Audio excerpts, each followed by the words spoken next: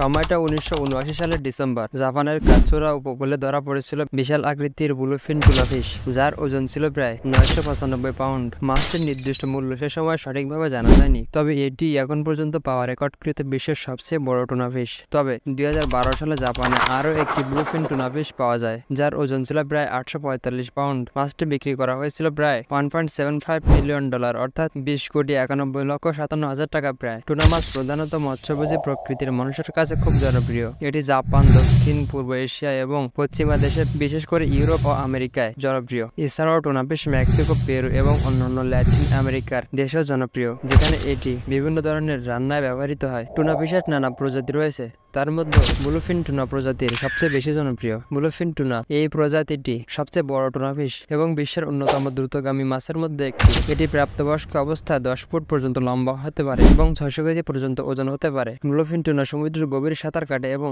দীর্ঘ দূরত্ব অতিক্রম করে। এটি সাধারণত স্বচ্ছ ও পরিষ্কার পানিতে বাস করে, যেখানে খাদ্য সহজভাবে পাওয়া যায়। টুনা মাছের জীবন চক্র বেশ জটিল। তারা সাধারণত গভীর সমুদ্রে জন্ম নেয় এবং বিকাশ লাভ করে। ছোট অবস্থায় তারা ছোট মাছ এবং ক্রাস্টোসিয়ান্স খায়। বয়স বাড়ার সাথে সাথে তারা বড় মাছ এবং স্কুইড খেতে শুরু করে। প্রাপ্তবয়স্ক টুনাফিশ সাধারণত মহাসাগরের গভীর অংশে বসবাস করে এবং খাদ্যের জন্য দীর্ঘ দূরত্ব অতিক্রম করে। টুনা মাছের পরিবেশগত ভূমিকা অত্যন্ত গুরুত্বপূর্ণ। এটি সমুদ্রের খাদ্য চেইনে একটি গুরুত্বপূর্ণ অংশ এবং অন্যান্য শিকারী মাছ ও সামুদ্রিক জীবনের জন্য খাদ্য সরবরাহ করে। আজকের ভিডিওতে আমরা টুনা মাছের জীবনযাত্রা, প্রজাতি এবং পরিবেশগত ভূমিকা সম্পর্কে বিস্তারিত জানলাম।